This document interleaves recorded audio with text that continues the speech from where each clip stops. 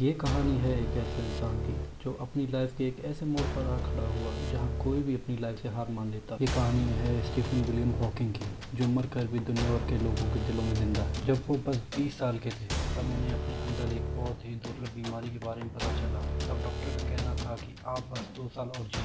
उन्हें neuron motor नाम की एक ऐसी दुर्लभ बीमारी हुई जिस बीमारी के चलते शरीर का एक एक अंग काम करना बंद कर देता है। ऐसा सुनकर किसी को भी सदमा लगेगा, उनको भी लगा होगा, पर उन्होंने हार मानने के बजाय उससे लड़ने का ठान लिया और उन चीज़ों पर ध्यान दिया जिनमें उन्हें दिलचस्पी थी। और देखते ही देखते वो पूरी साइंटिस्ट कम्युनिटी में फेमस होने लगे। उन्होंने ब्लैक होल, ब्रह्मांड विज्ञान और बहुत से थ्योरीज को दुनिया को बहुत ही सरल भाषा में समझाया। उनका एक सपना था, वो साइंस की एक ऐसी बुक लिखना चाहते थे जिसे लोग आसानी से समझ सकें, और उन्होंने वो बुक लिखी भी, और वो बुक 1988 में पब्लिश हुई। वो पहले से ही साइंटिस्ट कम्युनिटी में बहुत फेमस थे, पर 1988 में उनकी बुक के पब्लिश होने के बाद सबके बीच एक हलचल सी मच गई थी। एक तहलका सा मचा दिया था इस बुक ने। इस बुक का नाम था a brief history of time. इस बुक ने बहुत से रिकॉर्ड तोड़े और बनाए।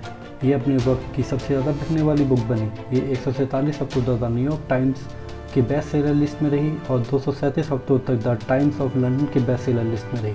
उन्होंने अपने बारे में कुछ ऐसी बातें भी बताई हैं जिनसे मुझे और आपको बहुत कुछ सीखना चाहिए। उन्होंने बताया कि 8 साल की एज तक तो वो सही से पढ़ना तक नहीं सीख पाए थे। उनका कहना था कि मैं बिल्कुल भी एक बेस्ट स्टूडेंट नहीं था, मेरी हैंडराइटिंग भी बहुत ख़राब थी और मैं बहुत आलसी भी था। हमें यही सीख लेनी चाहिए कि आज हम कैसे हैं, वो छोड़कर हमें कल के लिए खुद को तैयार करना चाहिए और खुद को बेहतर बनाना चाहिए। हमें ये नहीं सोचना चाहिए कि अभी हम कुछ नहीं है तो आगे भी हम कुछ नहीं कर सकते हैं। हमें खुद पर विश्वास रखना है और एक अच्छी नीयत के साथ खुद पर काम करना है। 2010 में उनसे पूछा गया कि आप अपने बच्चों को लाइफ के लिए क्या सलाह देना चाहेंगे। ये सलाह दी तो उन्होंने अपने बच्चों को थी, पर हम सबको ये सलाह फॉलो करनी चाहिए।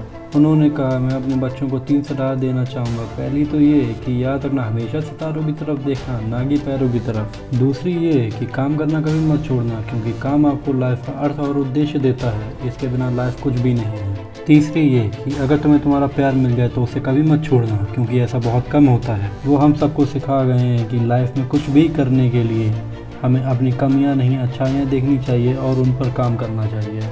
हमें एक पॉजिटिव एटीट्यूड के साथ आगे बढ़ना है और पॉजिटिव सोच को अपने अंदर जिंदा रखना है।